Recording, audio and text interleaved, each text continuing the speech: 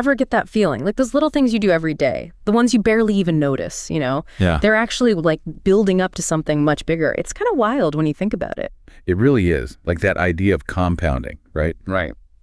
We always focus on the huge decisions, those moments where everything changes.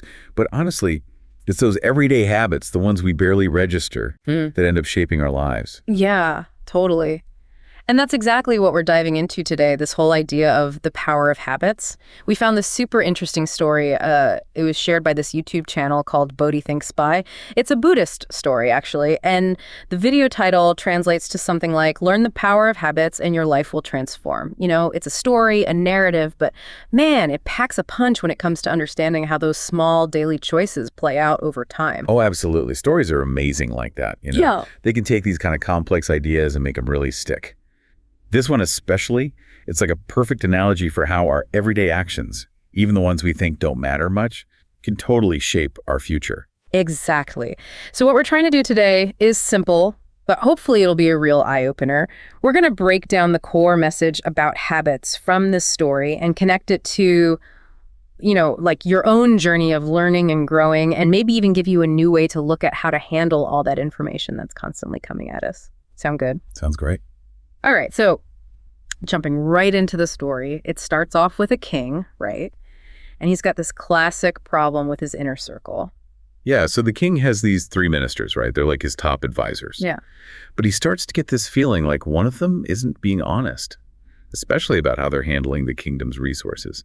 And the king suspects this minister isn't really putting in the effort they should be. It's that classic leadership dilemma, right? How do you know who to trust, especially when you think someone might be playing you? So this king comes up with a pretty unusual way to figure out the truth. He decides to send them all into the forest. What was the thinking there? Well, it seems like this test, which, sounds pretty simple at first, was actually the king's way of revealing the true character of each minister. He tells them to go into this thick forest, find the best, freshest fruit they can, and fill up these bags he gives them. And get this, each minister has to go to a different part of the forest. So we've got 3 ministers, each with their own bag, heading into different parts of this dense forest, and they've got to get it done by the end of the day, right? It's a pretty good setup for seeing how they each approach the same challenge. So tell me about the first minister. What do you do? This first minister, he was known for being honest and hardworking, so he really took what the king asked him to do seriously. He's spent his time searching for good, fresh fruit. Like really looking at the trees, picking the best ones he could find.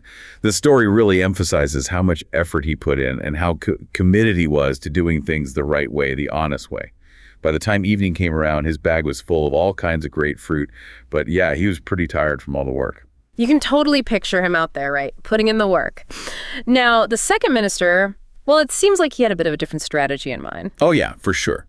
This minister was known for being clever, but also a bit lazy. He figured the king probably wouldn't actually look closely at what was inside the bags. So instead of, putting in the effort to find fresh fruit, he just took whatever was on the ground. He didn't care if it was bruised or rotten or whatever. He just wanted to fill the bag quickly and without working too hard. Then he found a nice spot under a tree and just chilled for the rest of the day.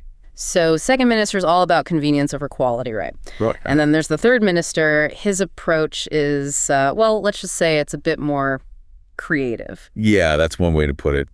The third minister basically thought the king's only going to care about how full and heavy the bag is, right? So instead of even bothering to find any fruit at all, he fills his bag with dry leaves and rocks. He thought he could trick the king easily without doing any real work. And just like the second minister, he just spent the rest of the day waiting around. It's amazing how different their approaches were, right? And it really shows you something about their personalities and their habits. So, evening comes, they all go back to the king with their bags. How does the king react? This is where it gets interesting. The king, without even looking inside the bags, makes a really unexpected decision. He orders all 3 ministers to be locked up, each in their own cell, for a whole month. But here's the kicker. He says they won't get any other food. They have to survive on whatever they brought back from the forest. Oh, wow. Talk about a plot twist, right? Yeah. Suddenly, what they put in those bags has some pretty serious consequences. So what happens to the first minister? Well, because he had filled his bag with good, fresh fruit, he actually ends up doing all right in prison. He has enough healthy food to last him the whole month. No problem. His habit of working hard and being honest actually ends up saving him. It's a classic case of good habits paying off, right? Now, what about the second minister, the one who took the easy way out with the rotten fruit? How do you do? Yeah, not so good. He's forced to eat that nasty rotten fruit, and you can guess what happens next. He gets really sick. The story even makes it seem like he couldn't even make it through the whole month. He's suffering big time because he chose to eat that bad food. Oof, that's a rough one. Short-term gain, long-term pain. And then there's the third minister, the one with the leaves and rocks. His story takes a pretty dark turn. Yeah, it's a tragic ending for him. Because his bag was full of stuff he couldn't eat, he literally had nothing to survive on. He ended up starving to death after just 2 days in prison. The story really highlights how much regret he felt in those final moments. He realized how stupid he was for being lazy and trying to deceive the king. He wished more than anything that he'd just put in the work to get real fruit. That's a powerful image, right? And it's here that the whole message about habits really hits you. This wasn't just about completing a task for the king. It's like a big metaphor for how we live our lives. Exactly.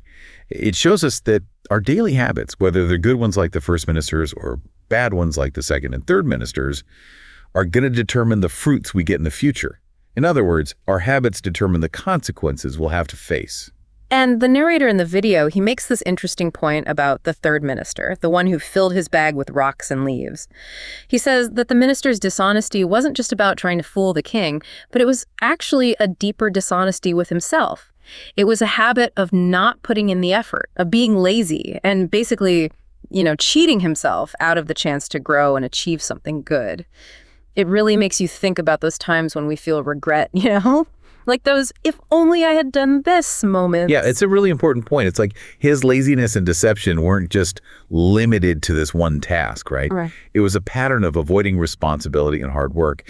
And the story shows us that those kinds of deep-rooted habits can have serious consequences in the long run. And the video goes on to talk about this fundamental truth, which is that time is something you can never get back. It doesn't matter how rich or powerful you are, you can't buy back even 1 minute that's passed. Right. It emphasizes how precious and limited our time really is. We're constantly spending it, so how we choose to use it, how we fill those minutes and hours with our habits, is crucial. It literally shapes the direction of our lives. Which brings us to this really powerful idea. Everyone, no matter who they are or where they come from, gets the same 24 hours in a day. The thing that truly makes a difference, the thing that determines how good those future fruits will be, is how we decide to use that time and what kinds of habits we build during those hours. Couldn't have said it better myself. The story highlights that while we all get the same amount of time, it's our choices that matter most. How we use that time to form good habits, to learn new things, to engage with the world around us, that's what really determines how rich and fulfilling our future experiences will be. So right now, as you're listening to this, take a moment to think honestly about yourself. How are you actually spending your time each day? What kinds of habits are you forming even without realizing it? If we use that analogy from the King's Test, what kind of fruits do you see yourself growing for your future self? I think this is where the story gets really personal for each of us. We got to ask ourselves, are the things I'm doing every day or not doing, are they helping me build a future where I'll feel happy and fulfilled? Are they filling my bag with the things I'll need? Or am I taking shortcuts and avoiding hard work, even if it means I might end up with some pretty bad fruits later on? So bringing it all together, the main message here is super clear. Our habits, those seemingly small actions we repeat every day, have a huge impact on what our future will look like. And for you, as someone who's dedicated to learning effectively and not getting bogged down by too much information, this message is especially important. The way you approach learning, how you focus your attention, how you use what you learn, those are the fruits you're growing for your future success. Exactly. Just like the first minister who carefully chose the best fruit he could find, your consistent efforts to find good information, to think critically about what you learn, and to actually use that knowledge in your life, those habits will lead to a really rewarding future full of opportunities. But if you ignore those important habits, if you choose easier or less effective ways of learning, well, you might not end up with the results you're hoping for. Here's a final question for you to think about. If you think of your daily habits as filling up a bag, what kind of fruits do you think you'll have in that bag a few years from now? And even more importantly, will you be happy with what you see? It's a good analogy to keep in mind as you go about your day and make those choices, even the little ones. It's a question that really makes us think about the bigger picture, right? Not just what feels good right now, but what kind of future we're building for ourselves. And I remember that in the original video, the creator also encouraged viewers to share their thoughts in the comments, which is a great way to see how other people are thinking about this and learn from each other. Yeah, it's definitely something worth reflecting on. Thanks for joining us on this deep dive today. Until next time.